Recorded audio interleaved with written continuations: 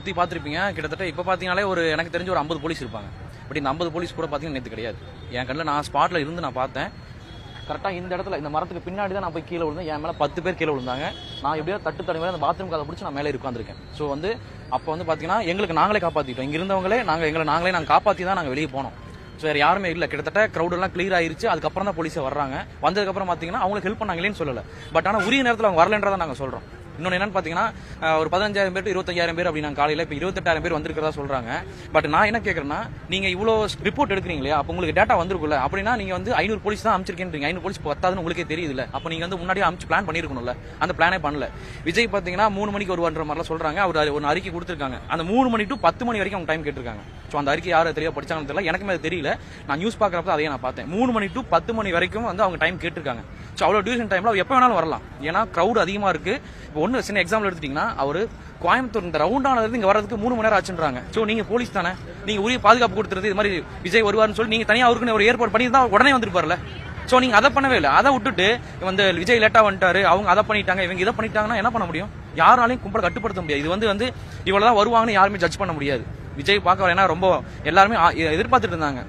அவர் தலைவரையும் தாண்டி நடிகராக இருந்திருக்காரு, கரூருக்கு வராரு அப்படின்றப்ப எல்லாருக்கும் ஒரு ஆர்வம் இருக்கும், ஒரு கியூரியாசிட்டி இருக்கும், எல்லாருமே பார்க்கணும்னு தோணும். அப்படிங்கிறப்ப நீங்க முன்னேற்பாடுகள் நீங்க செஞ்சிருக்கணும். அதை விட்டுட்டு விஜய் லேட்டா வந்துட்டாருன்னா விஜய் லேட்டா வந்தா இப்ப என்ன ஆயிருப்போச்சு? 40 உயிர் போயிருச்சு. என்னதான் நம்ம காரணம் சொன்னாலுமே எதுவுமே பண்ண முடியாது.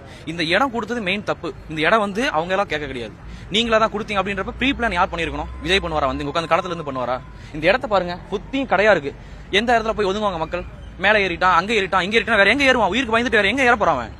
அதெல்லாம் யாருமே யோசிக்க மாட்டேங்கிறாங்களே. கரணமரத்தில் ஏறி உட்காந்தா, அங்கே ஏறி உட்காந்தா அப்படின்னா வேற எங்க போவான்? உயிர் காப்பாத்து எங்க போவான்? கீழே போட்டு சாகணுமா? இப்ப 40 பேருக்கு நாளைக்கு 100 பேர் வந்தா சந்தோஷமா இருந்திருக்கும் எல்லாத்துக்கும். அதுதான் எதிர்பார்க்கறாங்க. அந்த மாதிரி தான் இது பிளானே பண்ணிருக்காங்க இப்ப.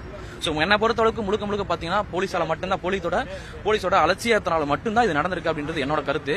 இன்னொன்னு பாத்தீங்கன்னா லைட் ஹவுஸ் கேட்டதா சொன்னாங்க. சோ லைட் ஹவுஸ் கொடுத்திருந்தாங்கன்னா எனக்கு தெரிஞ்சு இந்த அளவுக்கு கும்பல் வந்திருக்காது. ஏன்னு கேட்டீங்க அப்படின்னா 4 ரோடு இருக்காங்க. அப்படிங்கிறப்ப நான் ஒரு 20,000 பேர் வச்சுங்களேன், 4 பக்கம் 5,000 பேர் நிக்கிறப்ப இவ்வளவு கிரௌடு இருக்காது. பிளஸ் ஒன்னு பாத்தீங்கன்னா இந்த அளவுக்கு ரொம்ப டம்ப் பண்றப்ப பாத்தீங்கன்னா பிரிஞ்சு போறதுக்கு இடம், கடை, ஸ்பேஸ்லாம் நிறைய இருக்கு. அப்படின்றப்ப இந்த அளவுக்கு கிடையாது. இங்க நீங்க பாருங்களேன், ஏதாவது ஒரு இடம் இருக்கான்னு பாருங்க, எங்கேயுமே கிடையாது. இடம் எல்லாமே முட்டு சந்து. அதிகமா இறந்தது எங்கன்னு பாத்தீங்கன்னா இந்த சந்துமே இதுக்கு ஆப்போசிட் இருக்கிற சந்து தான் இறந்திருக்காங்க. சோ நான் இந்த சந்துல நான் அனுபவிச்சிருக்கேன். இந்த மேல ஏறி நான் உட்காந்துருக்கேன். கீழே இருந்து கூப்பிடுறாங்க, காப்பாந்து கத்துறாங்க. ஏன்னா நான் ரிஸ்க் எடுத்து நான் 1 மணி நேரம் போராடி நான் மேலே ஏறி உட்காந்துருக்கேன். என்னால எதுவுமே பண்ண முடியல. சோ அப்படிங்கிறப்ப நான் என்னைய காப்பாத்திக்க ரொம்ப சிரமப்பட்டேன். அந்த இடத்துல யாருமே ஹெல்ப் பண்ணல. அப்படிங்கிறப்ப இங்க யார் ஹெல்ப் பண்ணுவா? போலீஸ் தான் ஹெல்ப் பண்ணிருக்கணும். ஒண்ணு இல்ல, இந்த இடத்துல பாத்தீங்கன்னா நான் கரெக்டா ஒரு 3:30 போல அங்க வந்தேன். ஒரே ஒரு போலீஸ் இருந்தாரு. அதுக்கப்புறம் பாத்தீங்கன்னா அந்த போலீஸ் எங்க போனாருன்னு தெரியல. உதாரணத்துக்கு இப்போ ஒரு 100 மீட்டருக்கு ஒரு 5 போலீஸ் இருந்தா கூட ஓகேவா இருந்திருக்கும். ஒருத்தர் போட்டிருக்காங்க. கிட்டத்தட்ட என் கண்ணுக்கு தெரிஞ்சு பாத்தீங்கன்னா ஒரு 5 போலீஸ் தான் பாத்திருப்பேன்.